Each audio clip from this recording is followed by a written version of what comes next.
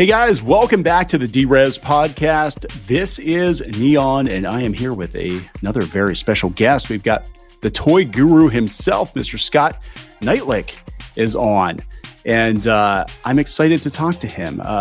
Scott, why don't you tell people who aren't familiar with you why you're the toy guru?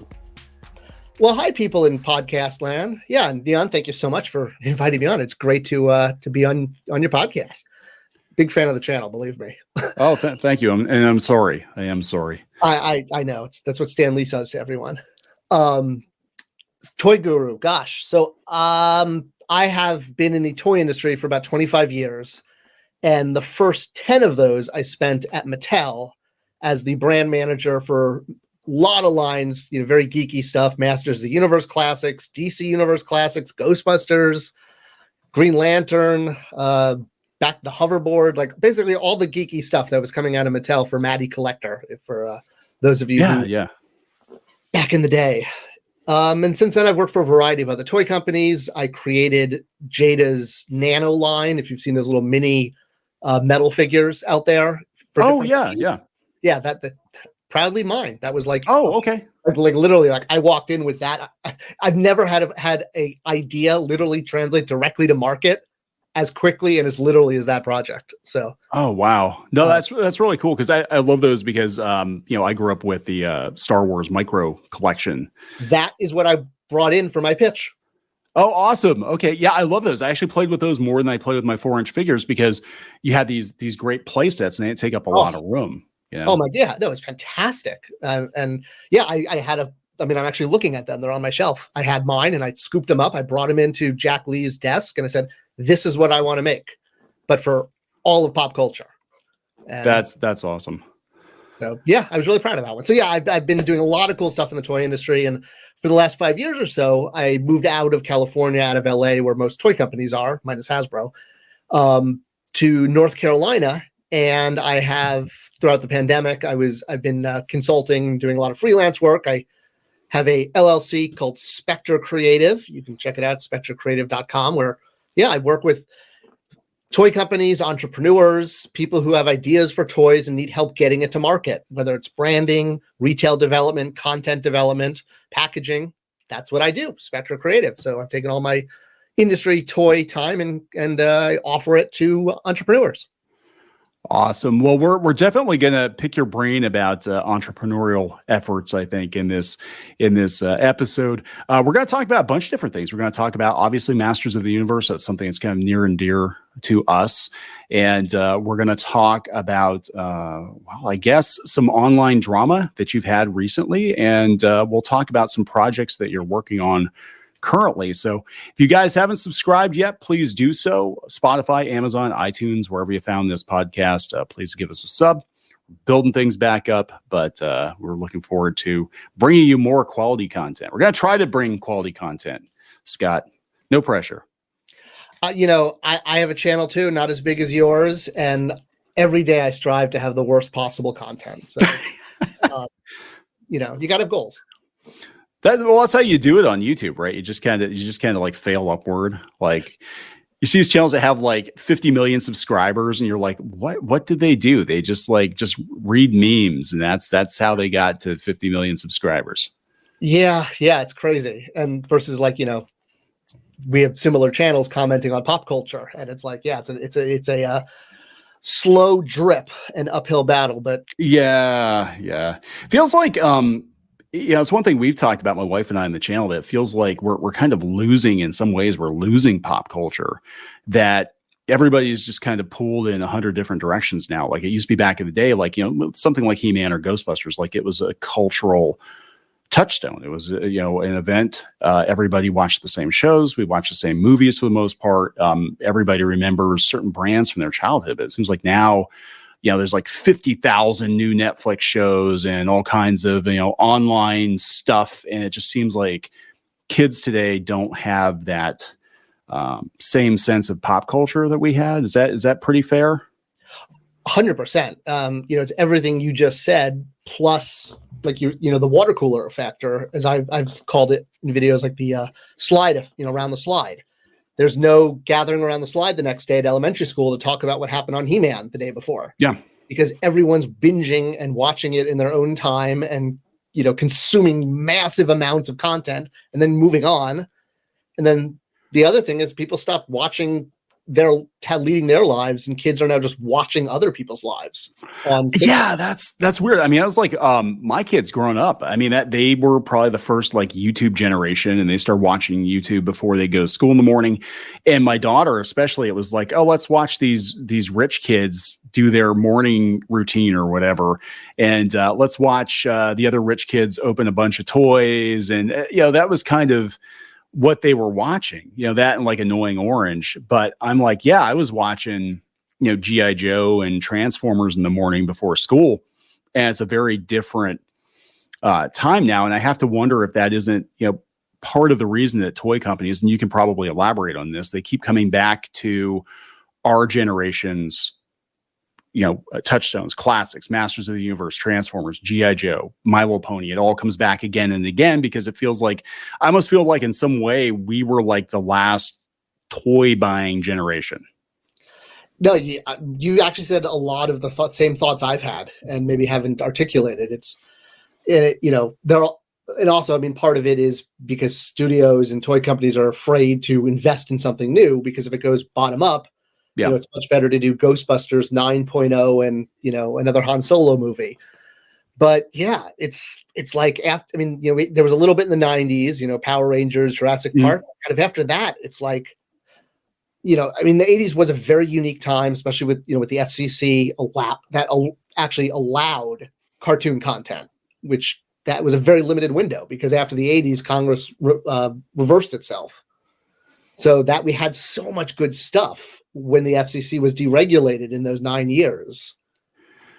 Yeah, it's just so weird, because I was talking about that with my wife, and I'm like, isn't it weird, because we talk about Hasbro a lot, and we're kind of seeing Hasbro, especially, it looks like they're trying to pivot away from being a toy company and into just like an IP license holder, and they keep, farming out their content, different publishers, different, companies, Basic Fun and Super 7 and all that. And I'm like, when was the last time Hasbro made anything new? Like, I can't remember them trying anything new. It's always the same. Nerf, Transformers, G.I. Joe, market to 30, 40, 50-year-old guys, and the toys just keep getting more expensive and articulated and exclusive, but it's still like the same group of people that bought these toys when they were 10. They're just buying them at 40 and 50 years old now, better versions of them. And that's, not enough to support the toy industry. The toy industry has always, been on the back of kids and play. Yeah. Which again, going back to TikTok and YouTube, and the fact that kids are spending so much time, instead of living their own lives, they're watching other people's lives. That's weird. I mean, it's weird. It is weird. I never really thought about that, but I'm like, yeah, because even in animation, we've seen a shift that most of these, shows for kids, supposedly, it's usually like 20, 30 somethings watching these shows. And then they're like, why aren't the Steven Universe fans buying toys? I'm like, because they're probably 27 years old. That's why they're not buying toys, Yeah, it is. It's very, I have a daughter too. She kind of is just aging out of toys into that whole, teenage thing, but it's not like it was. Kids are growing up much faster, and, that's not necessarily good for society. Kids need play. Yeah. So let's talk about, boy, that took a dark turn. Let's talk about happier things. Let's talk about, since we were talking about, our generation kind of being marketed and remarketed to, Masters of the Universe Classics was one of the first lines I remember that was basically an adult collector only, reimagining of the toys that we had, basically more primo versions of the toys that we had when we were kids. And you were heavily involved in that.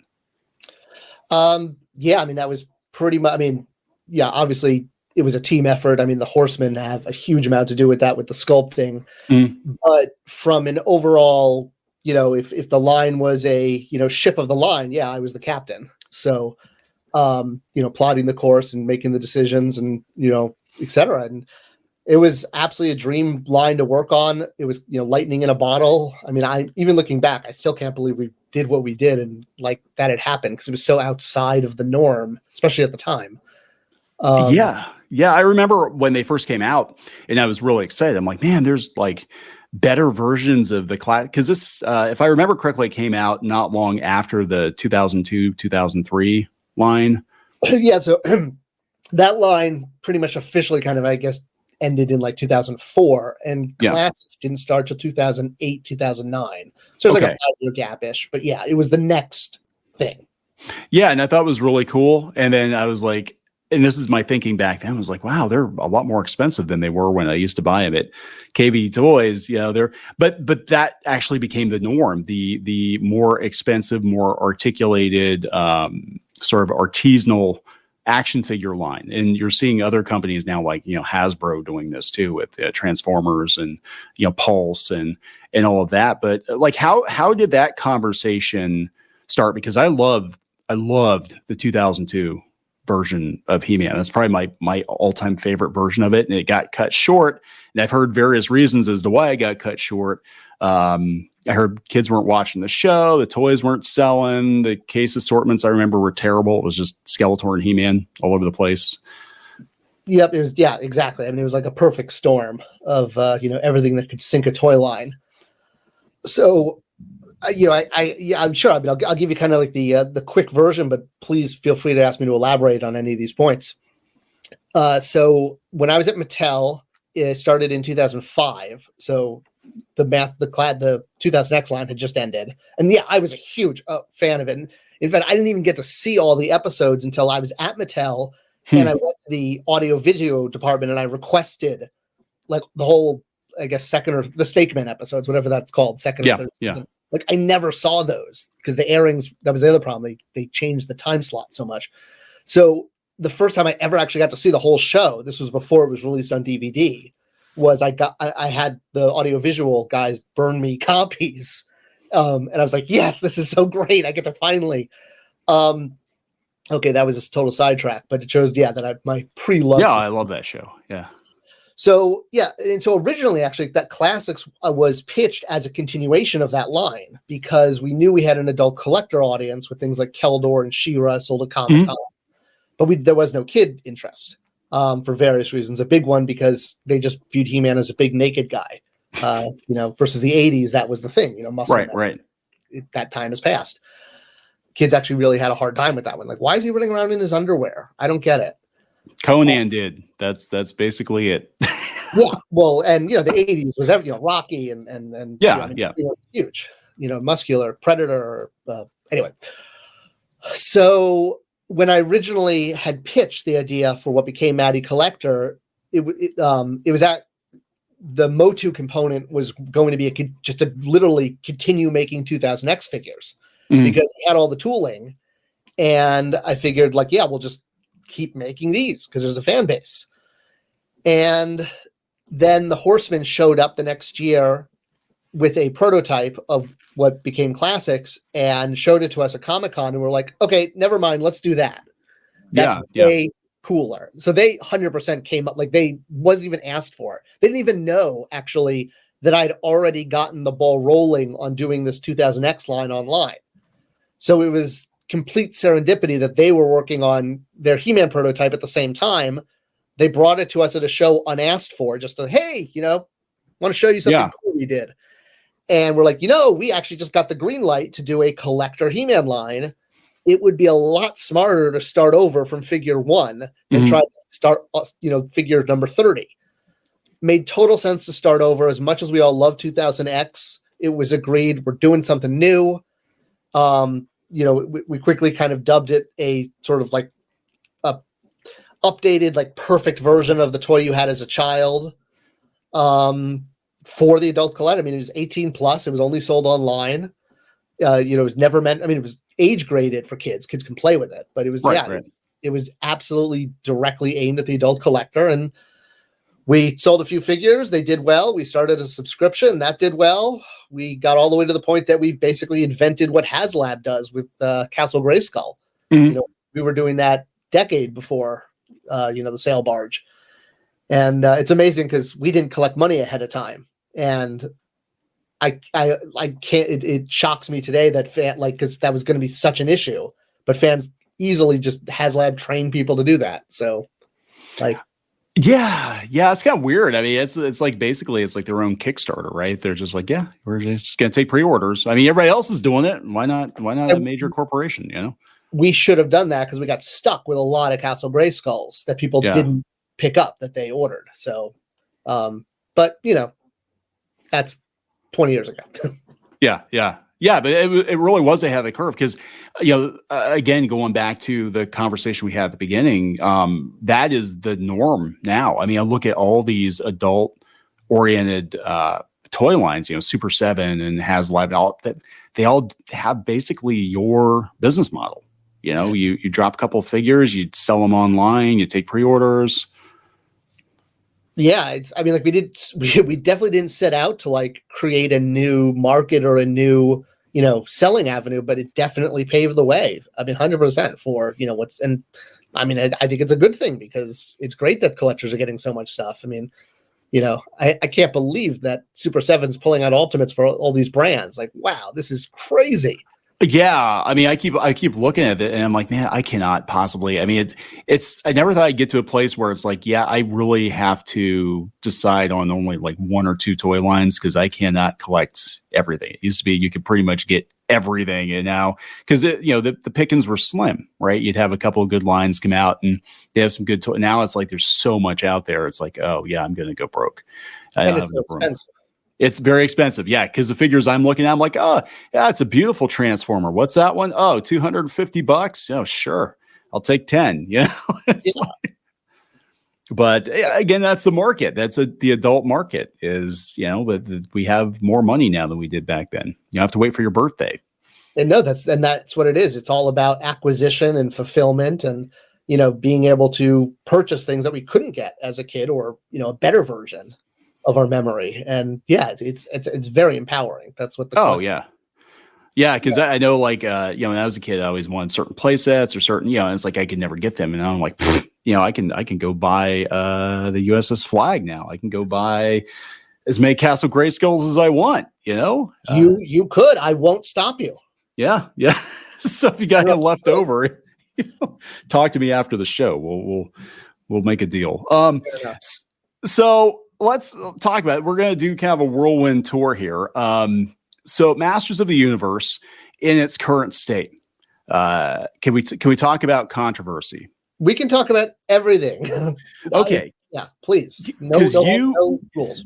You said about, oh my God, it's been about a year now, about 8 months ago, that you felt like the train was pulling into the station with Masters of the Universe at retail. Yes, which turned out to be completely true. Yes. I just got the reason wrong. Okay. So basically, and I mean, I'll jump right into the mud because I can probably explain it easier too. So yeah, I basically found out from multiple independent sources, different clients I have, different, toy distributors, that they were contacted by Mattel and told that they should buy more Masters of the Universe Origin figures because Target and Walmart weren't taking the line. I interpreted that they were dropping the line. Okay. What it turned out was they had so much stock of like Wave 4, the one with Naked Stratos. Yeah. They weren't going to order any fresh product. So it wasn't that they were dropping it, but they, at the same time, they weren't going to be supporting the 2023 fall lineup, right? Which is why Mattel contacted all of the secondary distributors, the comic stores, the Entertainment Earths, Big Bads, saying, hey, since Walmart and Target aren't taking this, you might want to double down on your order because people are going to be looking for this stuff. So that's what the memo was. I just misinterpreted it to say they were dropping it. It was not dropping, it was not taking. I mean, that's kind of, you could see this fine line. You're not fired. We're not renewing your contract. Yeah. So people were very quick to be like, see, Motu's still hanging on the pegs. ToyGuru was wrong. He was wrong. He's a liar. He's a liar. But I'm like, the toys that you're seeing on shelf are 4 years old. Yeah. What I said is, there won't be a fall 2023 lineup at mass retail, which there wasn't. No, it's, You were right. And I know I got flack because I think we covered that too. I basically said that felt like Masters of the Universe had a chance to come back properly, and for various reasons, I think they shot themselves in the foot with it. The CGI show, which I actually like quite a bit, didn't do very well. But those toys they're all sitting at Ollie's now. They're on clearance. And that's the line that should have done the best, the kids line. They were fun figures. I actually I bought some. At first I wasn't sold on the art style. I'm like, no, these are fun. They're chunky and they have action features. And I'm like, this is actually a line for kids. And the show was great for kids. I thought the show was so good. It was so well done. And I was like, yeah, all right. But then when that was the first one to fall, I was like, all right, it's over. Because you need the kid line to support the collector lines, which sort of become branches in the planogram. Yeah. And with Origins, they did way too many characters, way too fast. Yeah. And so now they're doing crazy, stupid repaints, like the Stratos, the naked Stratos. And yeah, and then the whole Kevin Smith thing. I mean, you guys were obviously intimately involved in that, but oh my God. So that thing, we are still, I swear to God, like I don't even really think about that often. We have got people that are still mad at us. I mean, we're going on, what are we going on? Like 3 years now, 4 years now. And since the show dropped, it's been like 3 years. I think it's been about 3 years. Okay, yeah. And they're still mad at us. They're still like, well, he technically didn't lie. I'm like, I didn't say you lied. I'm just like, I looked at the script. I saw it. I know where it came from. You'd be shocked. I will tell you after the show where the script came from. And you may be surprised. Or I may not, because I actually know a lot of the people who worked on that. When I saw it, I'm like, I knew exactly. I'm like, you did that, and you did that. But yeah, I mean, it's just I don't know. We still get. So I can totally see you getting crap for the toys, because I think really like Masters of the Universe collectors are very passionate, and I think they're also not used to being thrown a bone as often as, say, like Transformers fans, or what I'm saying, or My Little Pony fans, where like Hasbro's always bringing stuff back. But Motu, it seems like it goes dormant for years at a time, and then it comes back, and I almost feel like people are getting so upset about this. Like, no, this is our time to shine. Like, this is it. This is, Masters is back, man. And it just did not go as well, I don't think, as, in my personal opinion, as it could have. But. No, and I mean, honestly, with all the drama with the Kevin Smith and the Revolution show, and honestly, none of that mattered, because the CGI show had to work. It was all about that. The adult collector show, the Kevin Smith show, and the line on top of that were just, icing on the cupcake. Retail is interested in the cake, and when they lost the cake, all the drama with Kevin Smith, and I follow, I get it, and I get there's opinions on both sides of the aisle, but much like at the end of the day, you were right, and this whole like technically correct is the best kind of correct. But same thing, I was also right. I said there wouldn't be a fall 2023 line at mass retail. Everyone gave me horrible stuff over it. It turned out I was 100% right. I just was wrong about the reason why. But that's not, like you said, you're fired.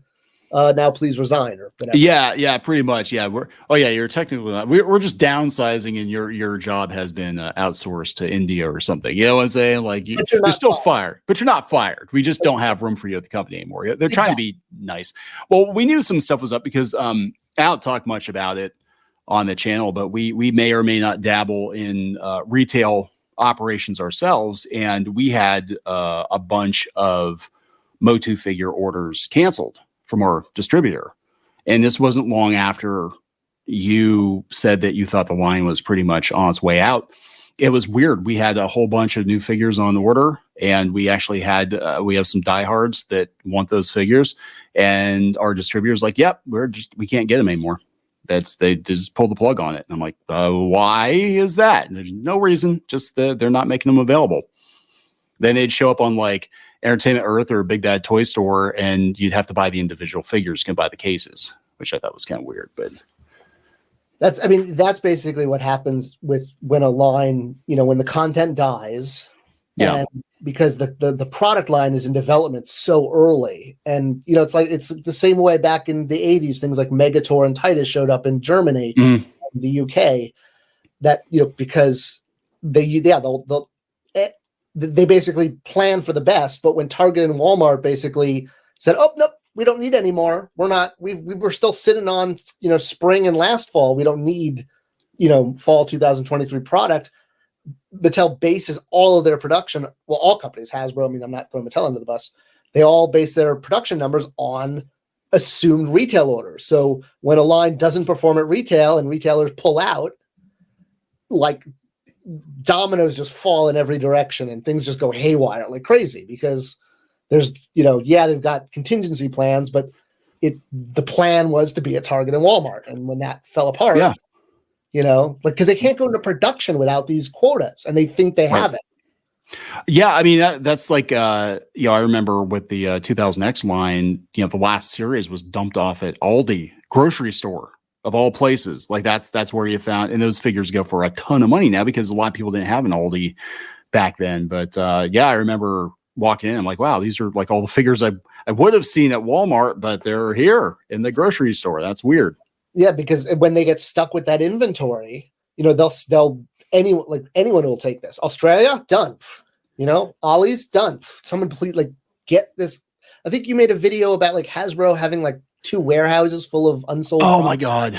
Yeah, they've got, Hasbro with Ollie's and I almost said Big Watts, but no, Ross Dress for Less is another one. They're just dumping product. I just really feel that. This is a gut. I am not a toy guru. I'm not an insider, but it just feels to me like they do not want to be in the toy business. I think they'd rather let Super 7 or Basic Fun or one of their licensees take the chance on manufacturing stuff and probably in smaller batches, and it's still worth it for them. But when you're, multi-billion-dollar conglomerate, if you can just license it out and let somebody else do all the grunt work, why not? They've been hit with a lot of content that is also underperformed. Yeah. In the last few years, and that catches up. Yeah. Do you think because the kid show, God, it was so good. It was so good. And I saw where they were taking it, and apparently they were going to, bring the Horde into it, and they were going to go back to Earth, and okay, that's a little, Motu, 87 or whatever. But do you think if it had been on maybe broadcast television, a network instead of Netflix, it would have had a wider reach? Well, to be honest, my philosophy with content, especially content that is created to sell toy product, should be put out there for free on every possible channel. Star Wars should be on YouTube. Yeah. When people watch the content, that's when restricting something to just one streaming service versus if they put out the CGI show on YouTube, it was for free. Why not? It's just to sell the toys, so why not make it show the commercial to as many people as possible? Well, I think they could be trying to recoup their production costs, which are considerable, for the stuff. But I'm being obviously, pie. Yeah. Well, no. I know, but I'm just thinking because I thought that was kind of weird because I've noticed that kids shows that are Netflix exclusive don't seem to get the traction that something on network TV or YouTube or, even the Disney Channel, a couple of years ago when it was more popular. It doesn't seem, because there's so much on Netflix. You have to wade through the bog to be able to find anything unless the kid knows specifically, I want to watch He-Man. Well, how are they going to know about He-Man? Well, I saw it on YouTube. Well, no, you didn't. No, you didn't. Well, it goes back to what we were kind of saying in the beginning, that there's just so much content out there and people are watching it on their own, binging it at their own time. You lose that communal aspect of everyone talking about what happened on LA Law last night. Yeah. Yeah. I think we're going to go back to that, though. I know we just did a video yesterday and, all these studios are admitting they spent way too much money on content that nobody was watching. So I think they're going to be a lot more, judicious in their spending. And it might be that, because back in the day, it was the toy companies a lot of times footing the bill, right, for the production. So many times. Yeah. Yeah. It's just a half-hour commercial, and that's fine. And everybody takes a dump on it. And I hate that. All these people, working for these different publications are like, oh, they were just half-hour commercials. I'm like, yeah, but you know what? All those properties are still around today, aren't they? well, and here I'll even one up that.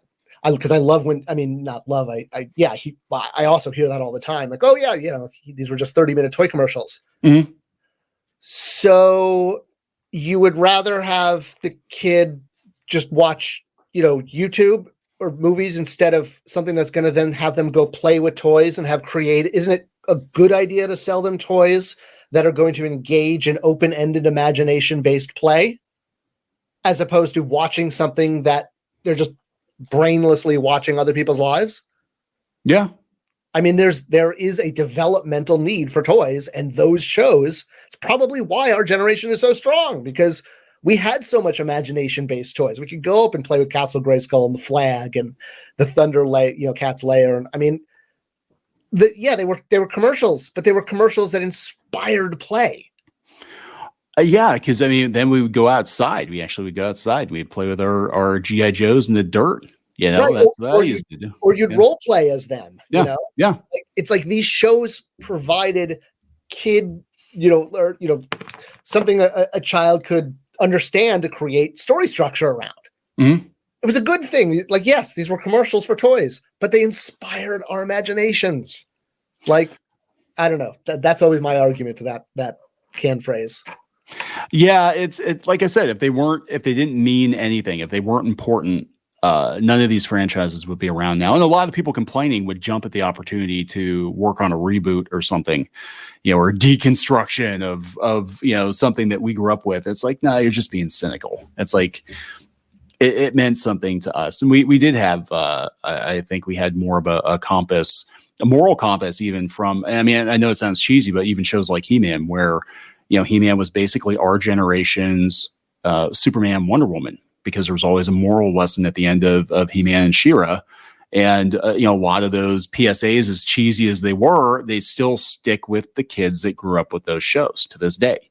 Everybody knows, with G.I. Joe, knowing is half the battle. Yo, Joe, That line's actually in my book. There you go. So let's move on to another controversy. Yay! And then we're going to talk about your book, because that's another controversy. Man, you're just like I know worse than I am. Oliver Stone has nothing on me.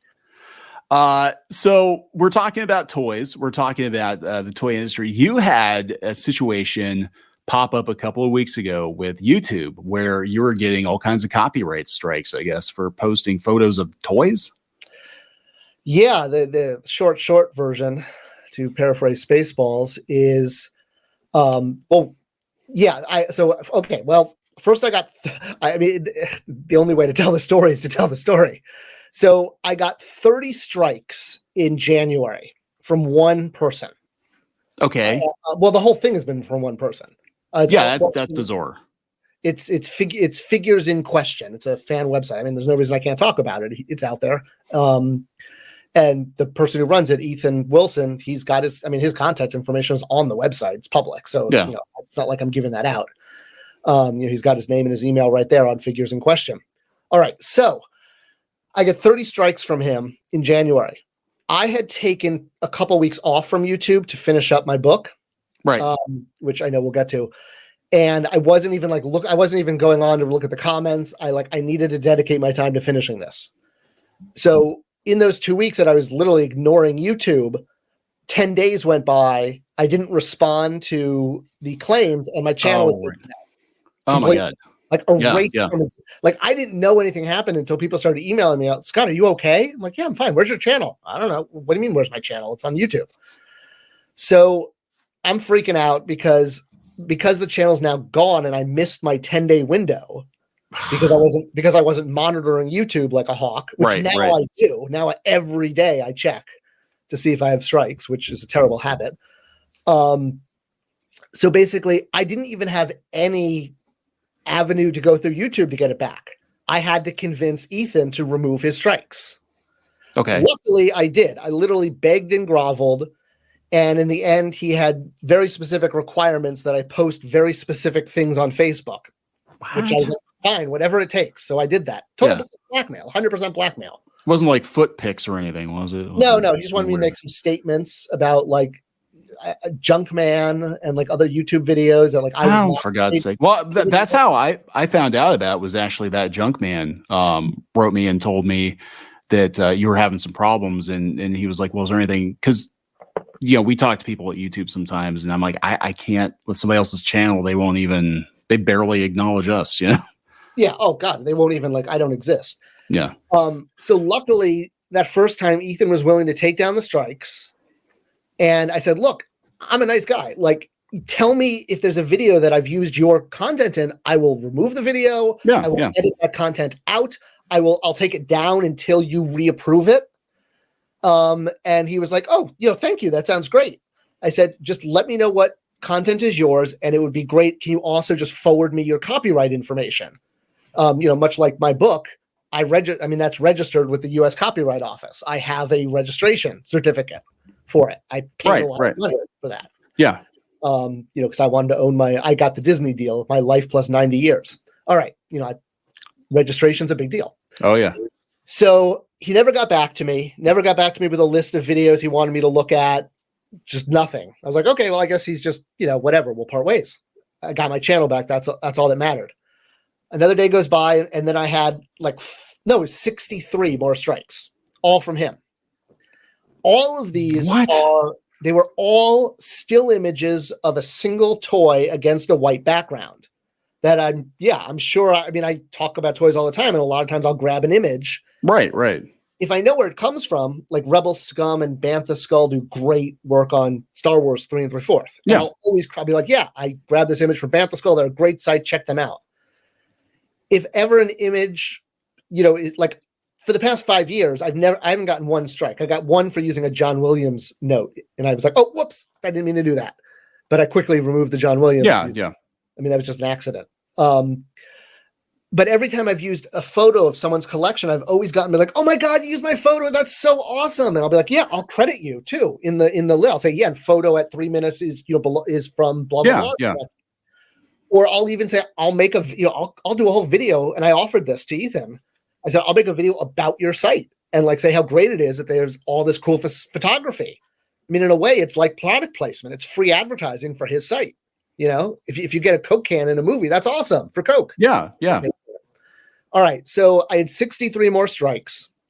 My channel wasn't removed because I immediately appealed them, as opposed to what happened in January where I was off the channel for those 10 days. They only give you 10 days to save your soul. So I basically appealed them, but because I had so many strikes, my channel was up, but I couldn't upload videos or release videos in my queue because I have about 60 days worth of videos in my queue usually, and that are, just get released. And so all of them were frozen. Nothing got released for about a month. Finally, so I appealed, he reappealed, I reappealed. And then finally he had to basically take legal action against me or drop the case.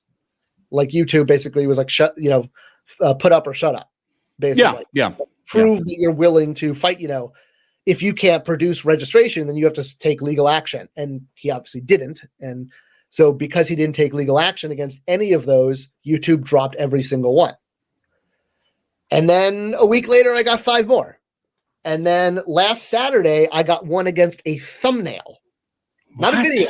I got a strike, a full copyright strike with video taken down based on content in my thumbnail. I don't even know what it was because I can't see the thumbnail anymore. So yeah, this is a thing that is really irritating with YouTube. They basically shoot first and ask questions later. So they will 95% of the time they will side with false flagging and stuff before they get around to getting a human to actually review it. And it's one of the biggest problems, I think, with YouTube right now, because people can abuse it. You can have, a couple of crazy stalkers just constantly false flag and downvote videos. And we've had that. We've run into that before with people. Like if we would cover a certain topic they don't like or something, or take position they don't like, that, we would see that those videos would either go yellow, get held for a while or, get taken down. Nothing in the copyright area, but there's definitely some shenanigans going on. And I just can't believe that YouTube, like, if they know it's this one person, be like, yeah, you know what? You're not allowed to flag any more videos, because this is crazy.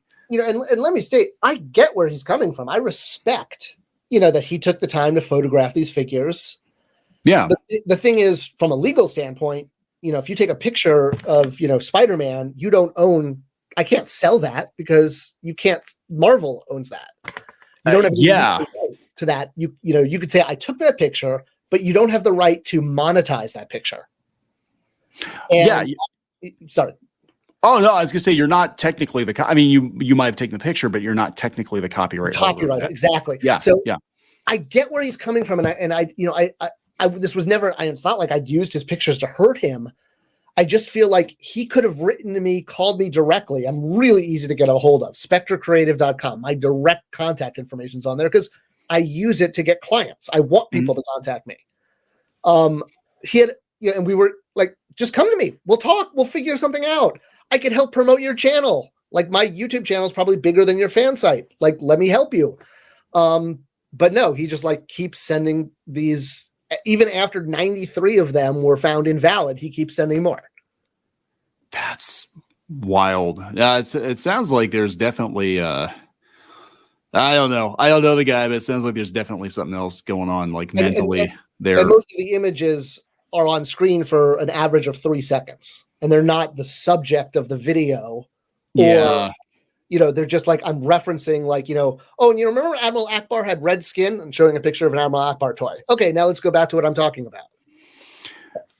That I would actually argue that would constitute fair use, because you are allowed to, you talked about John Williams, you're allowed to comment on a Star Wars movie trailer as long as it's transformative.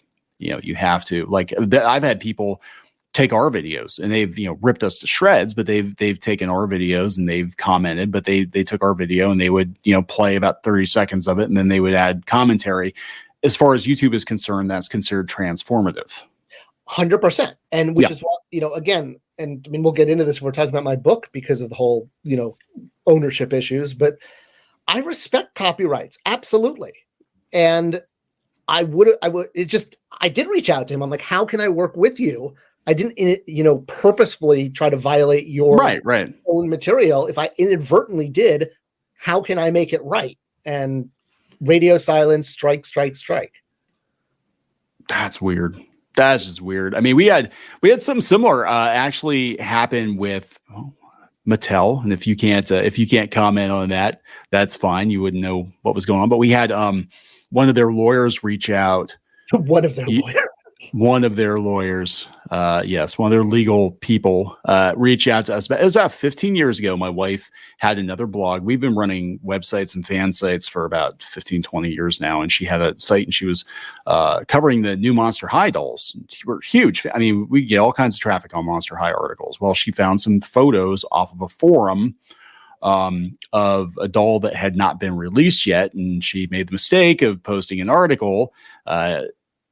We thought we could, because she's just reporting on it, right?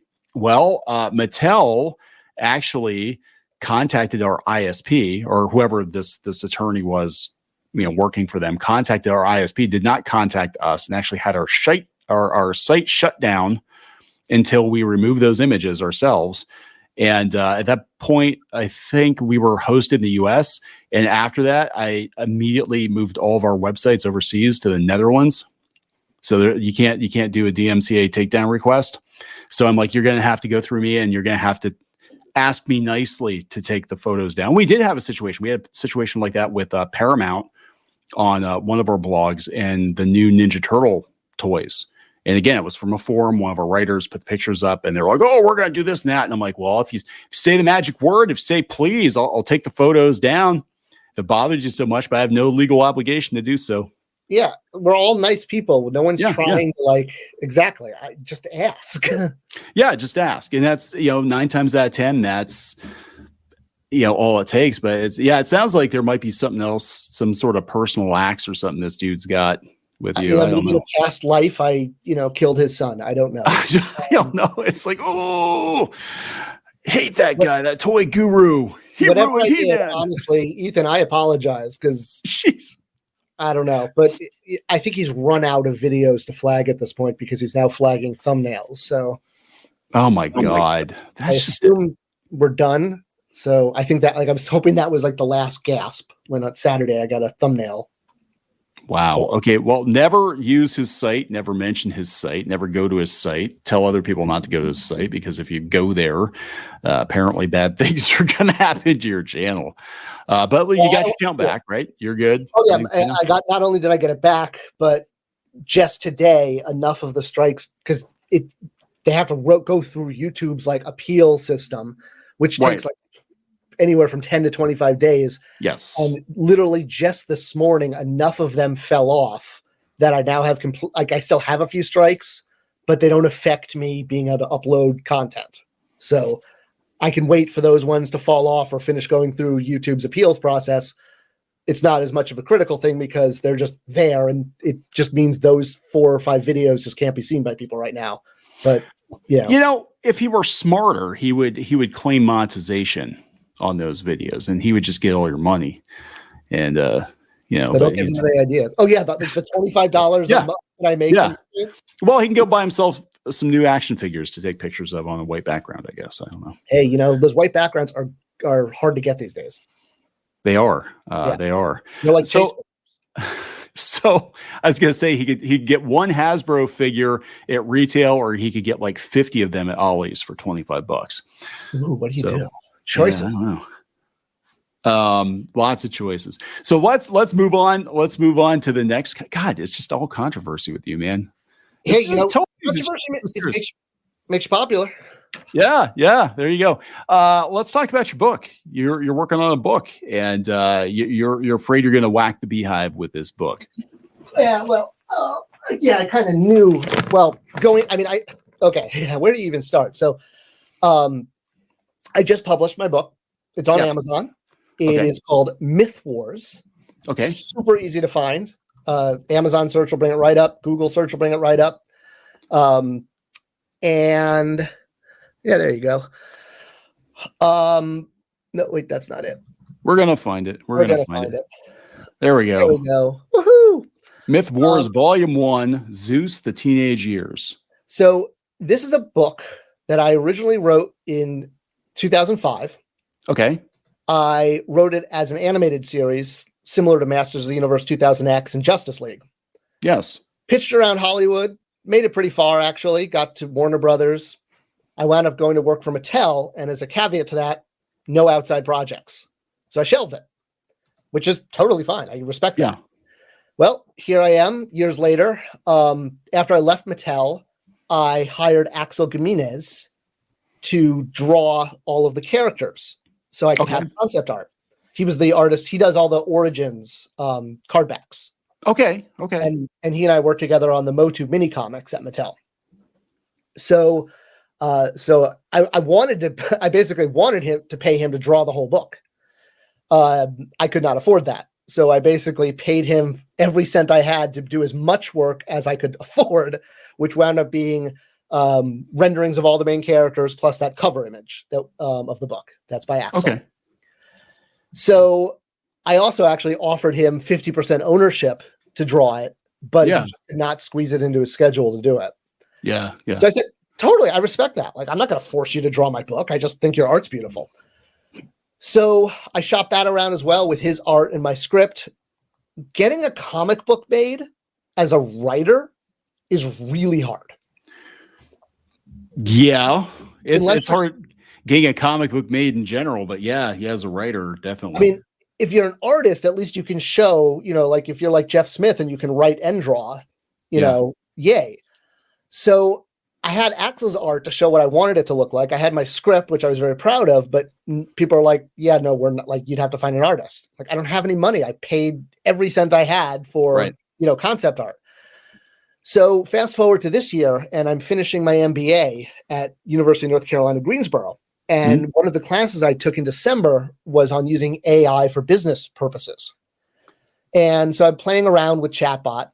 I have like the upgraded version that lets you do images and analysis that I had to pay for the class. So since I had access for this for the month, I was like, I wonder what would happen if I asked it to draw a Myth Wars character. And I was like, wow, that's actually really close to like what I had in my mind. I wonder if I could like draw a couple panels. I wonder if I could do a couple pages. Yeah. Whoa, Yeah. this is actually coming out really nice. I was blown away. I mean, it took every panel had to be rendered at least 25 times, some up to 100. AI is really hard to work with to get it to draw exactly what you want. It's not like you could just take a script and say, draw this. Yeah, it's not quite there yet, but it is evolving at a very quick pace. In fact, I did a video yesterday talking about DC Comics that artists now are sort of participating in witch hunts to try to figure out who's using AI and who's not using AI. Because I think there is a fear, with artists of being replaced. But I think as an artist myself, actually my background was I worked on a lot of Disney stuff, and we do still publish our own comics now. But like I could see it being a valuable tool to speed up some of the more tedious processes in production. Like, instead of drawing that background, 100 times over, just like we've got a model of it, or we've got the AI knows what this, the interior of the Bat Cave looks like, and we're just going to kind of, speed things up a little bit. So I think it definitely has value for traditional artists too. And I mean, one of the things I didn't set out to do this to create an AI graphic novel,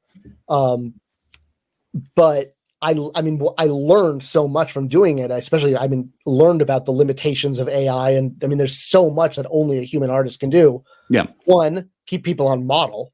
The characters are not on model. They're I would say 90% on model, but you'll see, Zeus's, cape changes length, or the way his, lightning bolt on his chest changes. You can't depict violence. I had to do a lot of cheats where one character would be punching the camera, and then the next panel would be someone reacting to being punched. You can't draw anything that's licensed or IP. You can't draw Spider-Man or Batman. Yeah. So nothing is going to replace comic book artists. What this is this was a creative experiment to see if, as a writer, can I use AI to express myself visually, which I can't do as a writer. I didn't put any artists out of work doing this because there was no money. I spent all of my money on real art, which is actually in the book. I have a huge sketch book in the book with all of Axel's art, as well as art that I had commissioned back in 2005. So for 20 years, I've had commissioned art, renderings of characters, which is also legally how I'm able to own it too, because, while I might not be able to own like one panel of AI art, the concept is copyrighted.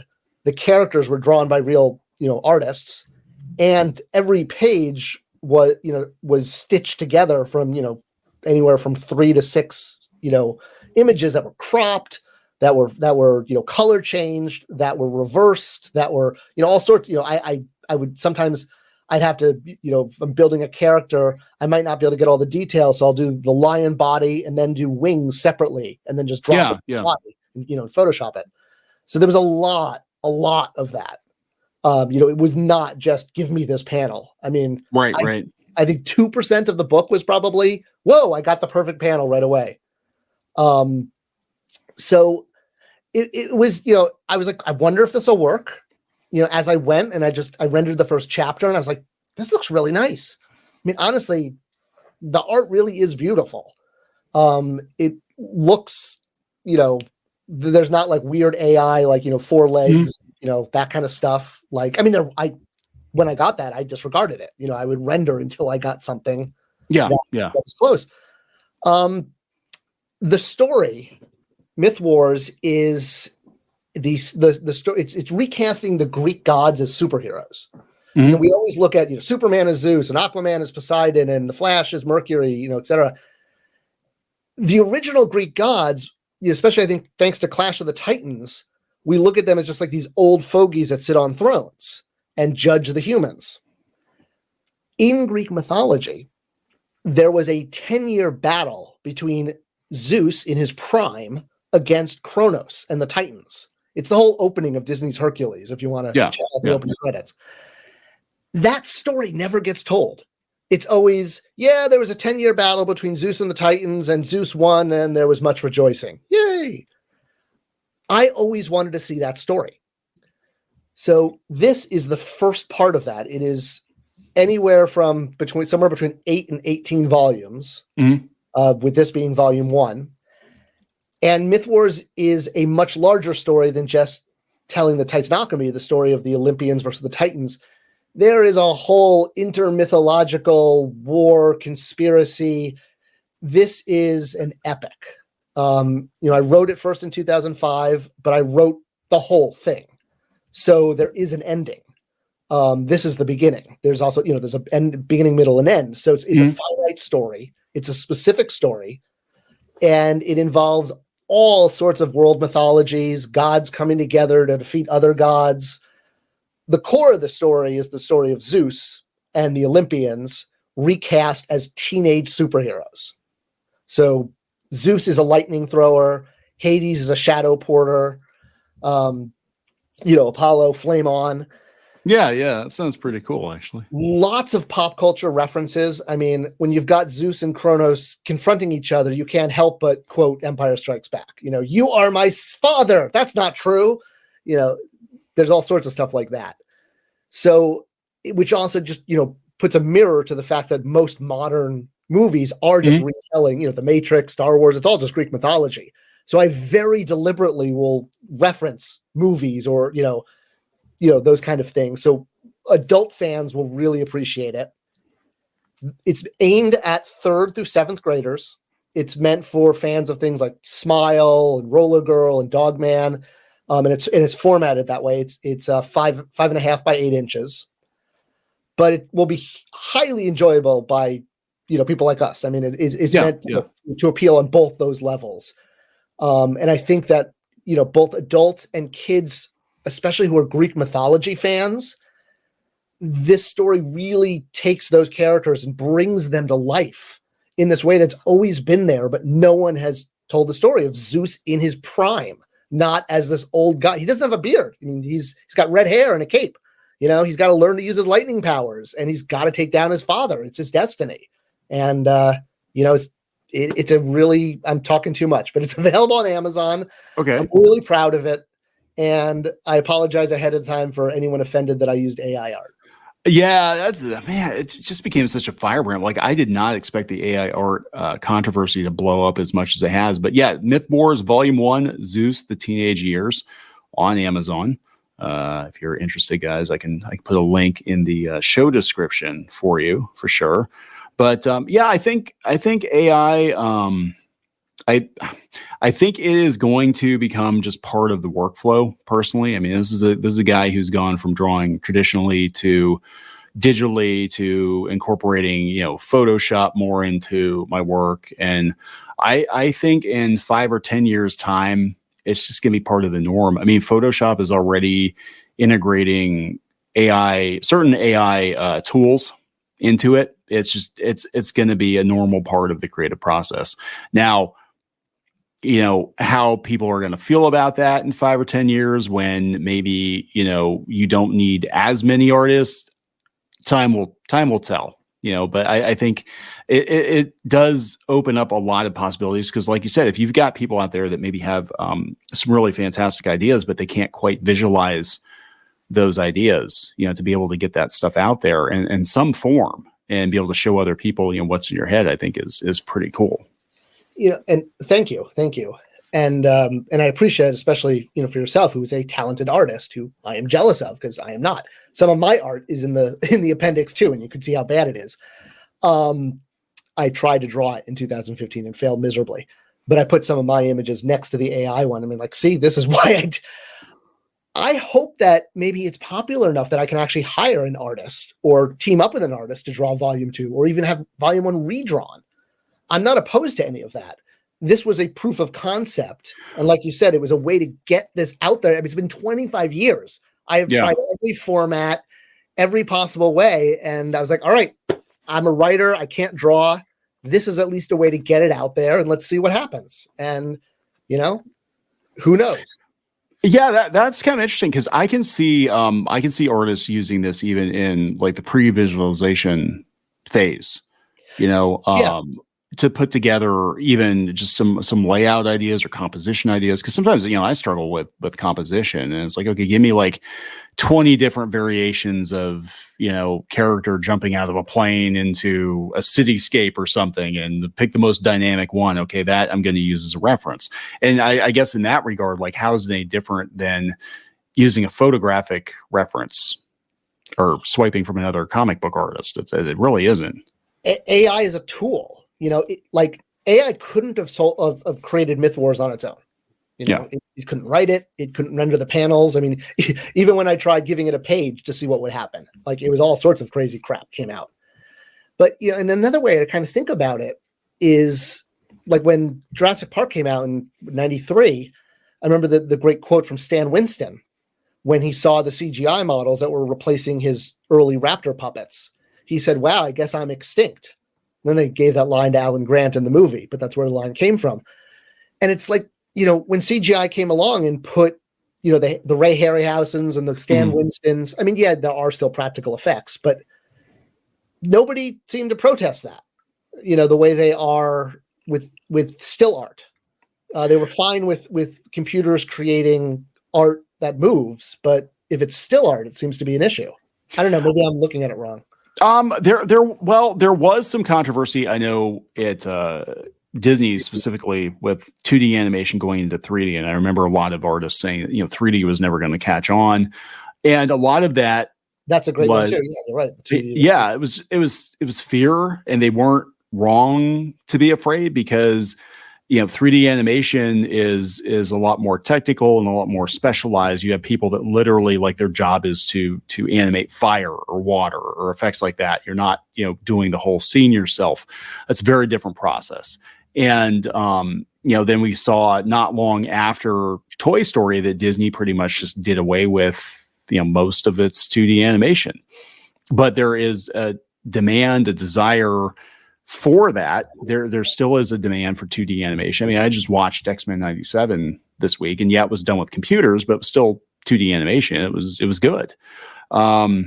So, you know, I think it is coming from a place of fear because the comic book industry right now is not in a good place financially, despite what some people want to say or claim it's not. And so the jobs are kind of fewer and further between. So people are concerned that, you know, those jobs, the few jobs that are there are going to be taken. But I'm like, you know, there's always a place for fantastic art. There's always a place. I think what's going to happen is we're going to probably have, well, one of two things could happen. Either we have more books out there from people because of AI, you know, helping like fantastic creators be able to get more done, or we're going to have fewer books of better quality anyway, just because of, you know, natural selection, because people can't afford to buy a bunch of $5 books that aren't good, you know, every month. So it's just well, you know, and it's interesting because yes, I mean, the comic industry is clearly, at least as far as, you know, the superheroes buying it from your comic book store. Yeah. But several friends of mine who are quite large in the industry have noted to me, they're like, comics are actually selling bigger than ever now. They're just in a different format. Yes. They're at Target, Barnes and Noble, like I said, Roller Girl, Dog Man. Like, kids read more comics today than they did 20 years ago. Which is also why I formatted Myth Wars, you know, in that format, because that's my goal, is to get it to that audience. I don't think our kids ever read floppy comics. I don't think they ever did. I know, you know, my daughter, she would get books from Scholastic. My son would read graphic novels or manga. And even now, again, going back to the retail component of some of the things that we do, I don't have a single person asking for a Marvel or DC monthly book. We do carry manga and we carry graphic novels, but nobody, kids are not asking for traditional floppy comic books anymore. It's just kind of how it is, you know? Yeah. I mean, I still, you know, I pick up my stash, you know, every month. I like having the physical books, but it's it's definitely a weird time for, as you call them, floppies. I like that because I totally follow, because yes, again, my daughter, had all the graphic novels, all the Babysitters Club, like, you know, and she loved it, but I'd give her a My Little Pony comic book, and she was like, no. So, they don't hold up. I mean, it's just a lot of down, and plus the cost. It's like, so you're a kid, you got $10, you can buy two 22-page floppy comics, or you can buy, this big, thick graphic novel or manga. I mean, that, Math Wars, $14.99. I mean, it's 221 pages. Can you is the screen going to be on if you scroll down? No, but that's okay. I was gonna say, because there's some art at the if you scroll down, that's all right. I'm gonna look at the art. There we go. You can look at the art. So there's some of the art. Oh, it is nice. I mean, and it's just because someone wants to do an AI comic again, it doesn't mean it's going to come out well. Right. They have to have a good story that's compelling, and these pages of art that you're looking at here. And anyone, this is all on Amazon. So if you're listening at home, just go to Amazon.com, type in Myth Wars, and you'll see the art. Those panels took hours and hours to render each. It's not like I just said do this. Right. So this was a labor of love. Because I've been trying to do this for 25 years, and I finally hit on a way to. It was like, whoa! I'm seeing Myth Wars for the first time. That's to me what it was really. I was doing it for me. Yeah. I'd never seen my story. I'd written it. It's been in different formats, screenplays, comic book formats, novel formats, but I'd never visually seen it. And I just kept going until it was done. It's pretty cool. I don't think people realize, again, I think in 5 or 10 years, and this is coming from an artist, I think it's going to be kind of a silly argument, because I think it's going to get to a place where really the consumer is going to decide what they want. And as long as the AI art is not, copying somebody else's copywritten, trademarked art, if it's a tool that's being used, and it will be a tool, and I guarantee you almost every piece of media that will come out within the next 5 to 10 years will have some kind of an AI component to it, because it's going to make the job easier for creatives, So I think it's going to be kind of a silly argument to look back in 10 years and be like, remember when everybody was like outraged that comic books were made with AI art? It's like, remember when everybody was and this was a thing. Remember when everybody was outraged that artists were inking digitally and coloring digitally instead of doing it by hand? That was literally a thing. And when lettering changed from being by hand to being by computer, I lettered this on the computer. I used a comic book font that I purchased, from Blambot. Yeah. But it's for the people, I've seen the comments on my video about this on my subscription, on my page, on the Spector Creative channel. I get it. I get why people, the ethical issues and the concern about jobs and, putting people out of work. But what I would just say is I spent a lot of money on real artists. I couldn't afford to have a real artist draw 221 pages. Take a look at it before kind of judging. It's only $14. It's less than the cost of a vintage Star Wars figure. And I have a very lengthy essay I wrote at the very end about the use of AI. And I think you'll find that I agree with you being, the person listening to this. I have the same feelings, the same trepidations. I didn't just do this to so I addressed it head on. It's in the book. So, and for those of you who have kids that are into Greek mythology, man, every 6th grader that I hand this to could care less. They're like, AI, I don't even know what that, whatever. This just looks awesome. And they just start tearing through it. So that's who's going to decide. At the end of the day, it's going to come down to what consumers want. And a lot of times it's the end product. And I know Asmongold is a pretty big Twitch streamer. And he got in a lot of trouble because there was some controversy over Pal World, which is like a Pokemon kind of knockoff game, which I think is a lot of fun. But there's some controversy that they were using AI to generate some of the monsters. And he's like, doesn't matter. He said the game's fun. At the end of the day, does it matter? Were they actually, was there any copyright infringement? No. And if they used a computer to help them, he said the consumers don't care. And that's probably a place we're going to get to where, because you actually try to explain the art process to the average consumer, and they're not going to understand I use Manga Studio and then Clip Studio and then Photoshop with this brush and this filter. And then I put it in a PDF and then I send it to the printer. They'll be like, yeah, I don't care. Does it look cool or not? I just want to read something. And if it visually is neat, yay. Yeah, pretty much. I mean, that's like most of manga is huge right now. And a lot of the complaints I'm hearing about Western comic book art, like using 3D assets and stuff like that. I'm like, they've been doing it for years. They do it because they have to cut corners because they're cranking out like 20 or 30 pages a week, you know? I get it. Progress is scary. Change is scary. I assure people the use of AI art was in Myth Wars by me was not done, in any way as a negative commentary on artists, on people who have talent, which I'm jealous of. It was just a way of visual storytelling, and it was an experiment. And I'm excited to see, what will happen now that it's out there, and definitely excited to get it to kids. If you guys, anyone listening, if you have kids 3rd through 7th grade, especially if they like Greek mythology and or superheroes, I know how much kids are constantly burning through those books, and they're always something to read. So absolutely, hey, throw them, grab a copy, have it shipped from Amazon. You'll have it the next day. See what they think. Enter, for your kids' sake. There you go. So what is next for the Toy Guru? What is next? Well, I am in the middle of Myth Wars Volume 2. I'm already working on that. I actually finished the first 2 pages this morning out of 220. So that'll be coming out hopefully at the end of summer, beginning of fall. Now that my YouTube channel is back in my hands, you will continue to see I do a director's commentary on the Motu Classics line, going figure by figure, and I'm in the last year of that. So there'll be some exciting finale videos as I wrap that up. And for the people looking for, assistance getting to retail, you have an idea for a comic, you have an idea for, I've done beauty care products, I've done industrial washing machine products. But I have a passion for helping people connect with customers and get product to retail and help develop it. So you can check all of that out on spectorcreative.com.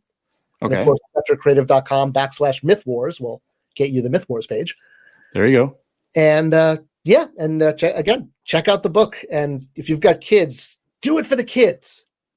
Do it for the kids. Put your feelings aside on the AI art. Give it to a kid and bring them joy. See what happens. You know what? If you hate it, Amazon's got a great return policy. There you go. You don't have to force you to keep it. There you go, guys. Well, hey, thank you so much, Scott, for coming on. Greatly appreciated. Definitely check out Scott's channel. It is up. It's live. And check out his website, Spector Creative. Check out his book, Myth Wars. And check us out on Spotify, Amazon, iTunes, wherever you found this podcast. We've got hopefully a lot more coming unless something really bad happens. But keep my fingers crossed. All right, guys. We'll talk later. Bye-bye. Thanks again for listening. More news and videos are available on our website at www.clownfishtv.com and on our YouTube channel, Clownfish TV. You can buy official merchandise, Clownfish comic books, and more at shopclownfish.com. If you like this show, please consider subscribing and leaving us a positive review on iTunes and other podcast platforms. If you're looking to help support this show financially, go to clownfishsupport.com. If you'd like to sponsor an episode of this show, send us an email at business@webreef.io.